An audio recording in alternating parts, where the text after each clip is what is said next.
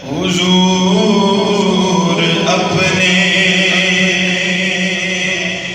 करम के हिसार में रखना। बड़ी मोहब्बत से इल्तिजा की है, अल्लाह से इल्तिजा की है, इल्तिजाओं को कबूल फरमाए। सब हुजूर की निगाह करम के ताले बैठे हैं और इस इल्तिजाम में सब शामिल हो जाइए कि हुजूर अपने करम के हिसार में रखना। हुजूर अपने करम के